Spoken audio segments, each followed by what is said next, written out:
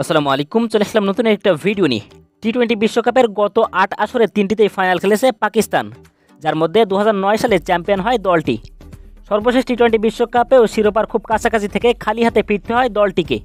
তবে এবার নিজেদের ঝুলিতে টি-20 বিশ্বকাপের ট্রফি তুলতে মরিয়া পাকিস্তান দলের অধিনায়ক বাবর আজম। আগামী জুন মাস থেকে শুরু হতে যাচ্ছে টি-20 বিশ্বকাপের নবম আসর।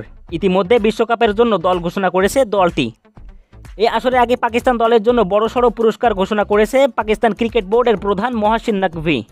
তিনি বলেছেন, পাকিস্তান চ্যাম্পিয়ন হতে পারলে প্রত্যেক খেলোয়াড়কে $1,00,000 পুরস্কার দেবেন, যা পাকিস্তানের মূল্য মানে 2,78,00,000 রুপি।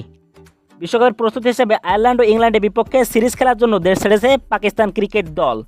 এর আগে এক সংবাদ সম্মেলনে পাকিস্তান দলের অধিনায়ক বাবর আজম বলেন, দলের প্রতি আমার অগাধ বিশ্বাস আছে। আমি বিশ্বাস করি আমাদের কাঙ্ক্ষিত টি-20 বিশ্বকাপের শিরোপা জিততে আমরা নিজেদের উজাড় করে দিব।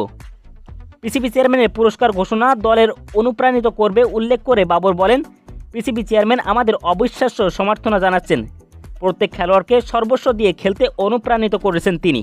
প্রত্যেক খেলোয়াড়ের জন্য $1,00,000 পুরস্কারের প্রতিশ্রুতি আমাদের জেতার তাড়না আরও বাড়িয়ে দিবে। বিশ্বকাপের প্রস্তুতি হিসাবে আয়ারল্যান্ডের বিপক্ষে 3 ম্যাচের টি-20 সিরিজ খেলে ইংল্যান্ডের বিপক্ষে আরও 4টি ম্যাচ খেলবে পাকিস্তান।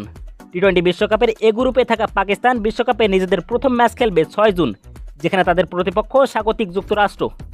তো বন্ধুরা, এবারে টি-20 বিশ্বকাপে পাকিস্তান দল কেমন পারফরমেন্স করতে পারবে বলে আপনার মনে হয়, সেটা অবশ্যই আমাকে কমেন্ট বক্সে জানাবেন। আর ভিডিওটি ভালো লাগলে অবশ্যই একটি লাইক করে দিবেন। আর আপনি যদি আমাদের চ্যানেলে নতুন দর্শক হয়ে থাকেন, তাহলে চ্যানেলটিকে অবশ্যই সাবস্ক্রাইব করে রাখুন।